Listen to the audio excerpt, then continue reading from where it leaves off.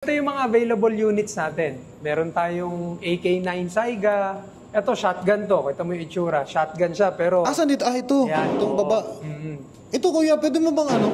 Parang nakikurious ako eh. Folding pistol gun. Napo-fold talaga siya lahat? Napo-fold to. Oo nga, napo-fold. Galing ah. Ganyan na siya. Pag nangyayari, pag may putukan, wait lang ha, assemble lang muna ako. Hindi, mabilis lang yan. Ganyan lang ang dala mo siya. Dala mo siyang ganyan, then... Uy! Diretso na. Oo. Akala mo, no? Ang galing, no? Ilang rounds ang kaya niyang malagay na bala dyan? Yung magazine, may 20 rounder na magazine ito. Pwede to carry to, kuya?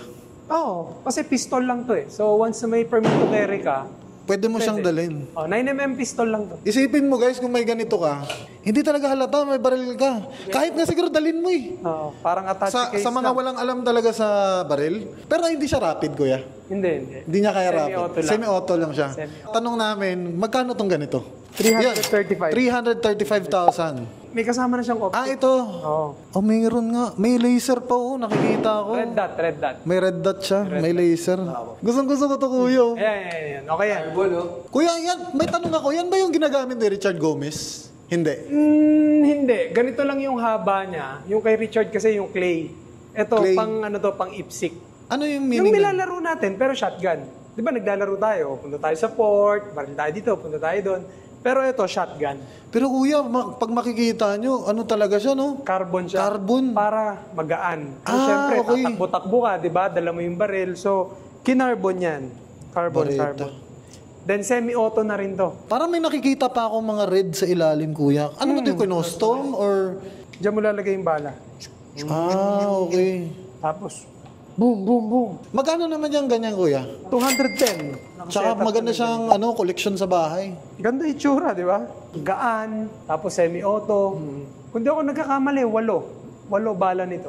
Walong bala. 8 or 10. Meron din sila, Kuya Luis. Ang baril ni Senator Robin Padilla. Yan, oo. Yan. AK-9 tawag nila. Kasi AK-47 siya na 9mm.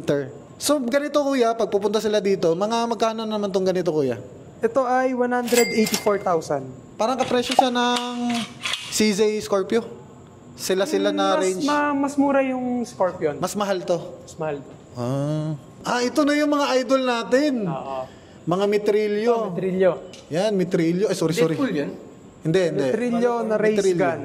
1988, gawa ng Mitrillo Brothers. Na-meet ko na yung tatlong magkakapatid ng gumawa yun. Isa sa pinakamagandang baril na mabibili mo na Pilipino ang gumawa. Sobrang dami na naging champion sa Pilipinas na yan ang baril ang ginamit. Ano sila, mga magkakapatid sila to na gunsmith. Tapos pag bibili ka ng ganyan, it will took you 1 to 2 years bago mo kuha yung baril. Pero syempre, kung nandito ka sa Gunnery PH, walk-in lang. Kasi naka-display na, di ba? Kung may pera ka, bibilin mo na lang yung baril, sa'yo na yun. Pero pag ipapagawa mo to sa mismo dun sa Mitrillo, nasa mga pinaka-short na siguro ang 7 months. Kung gusto mong rush. Magkano yan ganyan, kuya? 650. 650,000. May million pa yan dito. Ito, maganda to, Canik. Anong bala niyan, kuya? 9mm. 9mm.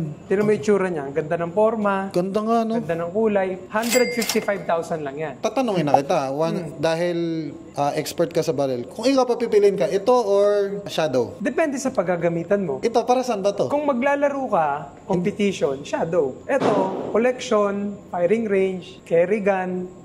O kasi yung shadow 2, masyadong mabigat pang carry. Ito kasi medyo magaan siya.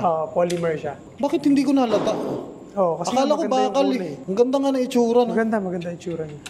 Pero wala kang John Wick dito na nakita ko sa post mo nung nakaraan. May John Wick eh. Dito, di ba to? Ang John Wick kasi is Taran tactical siya. Tarang tactical. Yun ang ganda. Meron palang ganito ang no? Ang Evo, meron. Ang Evo.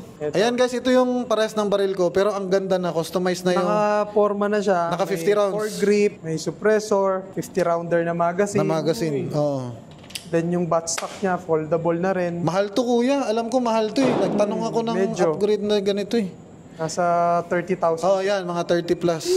Tapos naka-holosan na siya. Maganda to. Na-try ko na to, hulusan. Brum. So kung bibilin mo yan dito, nakita ko yung price eh. Nasa 368,000 siya, guys. Complete package. Complete package na siya. Meron na siyang ganito. Custom by Gunnery PH. Yes.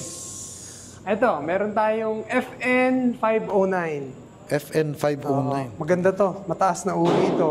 Carry gun na merong mahabang magazine. 25 rounder to. Pero may kasama din siyang magazine na maikse. So, Ang ganda nito kuya, pwede 25 rounds. ito, ayan. Ang galing naman. So ang Glock walang ganito, no? Meron. Mahaba yung 25 rounds na Glock? 30 rounds. Sa Glock 17 tsaka Glock 19. Sa Glock 43, kagaya nun sa'yo, wala. Ang ganda naman yan. Kasi nga, pag i-carry mo siya, Yes. syempre, separate na yung magazine. Or gamitin mo yung magazine niya na maiksi. Hindi, mas maganda mahaba eh. Dalawang magazine ang kasama. Kasi kung mahaba yung magazine mo, hindi ka iiwan ito. Kung may emergency. Para sa amin talaga. Kung ako nagpa-firing talaga ako. Hindi din ako papayag nga, 6 lang yung kaya kong iputok. Paano ka natatakbo nun? Kasi nga, pagdating mo sa firing, kailangan mo kasi, ang unang mindset mo, makakatakbo ka.